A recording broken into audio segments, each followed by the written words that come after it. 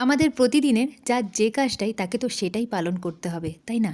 তা আপনি যেমনই থাকুন না কেন, ভালো থাকুনই আর মন্দই থাকুন। আসলে এই ভালো, মন্দ সবকিছু নিয়েই তো আমাদের জীবন, তাই তো?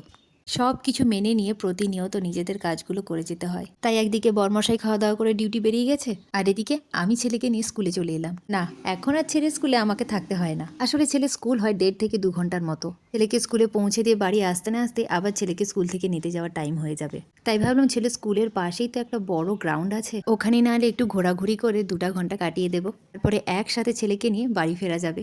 তাই তো ছেলে আমার রুমে আসতে না আসতে ও টিফিন নিয়ে বসে পড়েছে খেতে। আর জানেন তো বাইরে না প্রচণ্ড পরিমাণে রোদ বেরিয়েছে। বেশিক্ষণ কিন্তু রোদের মধ্যে থাকাই যাচ্ছে না। দাঁড়ান আগে একটু জল খেয়ে নিয়েছিল, তো জল খেয়ে ওর টিফিন নিয়ে বসে পড়েছে।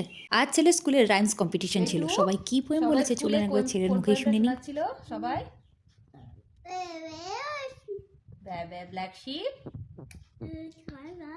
Have you any, have you any, have you any, yes sir, yes sir, 3 bags full। আজকে ওর স্কুলে রাইমস কম্পিটিশন ছিল।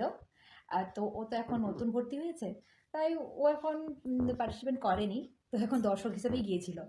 সবাই যে ব্যা ব্যা ব্ল্যাক শিপ বলেছে, ও সেটা শুনে এসে আমাকে ঠিক বলেছে, সবাই ব্যা ব্যা ব্ল্যাক শিপ, সব ওই লাইনটাই বলেছে সবাই। বলুন তাহলে আর কি, মা আর ছেলে মিলে দুপুরে খাওয়া দাওয়াটাও সেরে নিই। প্রচণ্ড পরিমাণে খিদেও তো পেয়ে গেছে।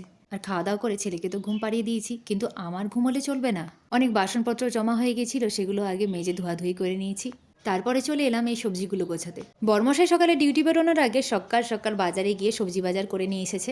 সকালে সবজিগুলো গোছানোর মতন একদমই সময় হলো না। চলুন তাহলে সবজিগুলো এবারে গুছিয়ে নিই।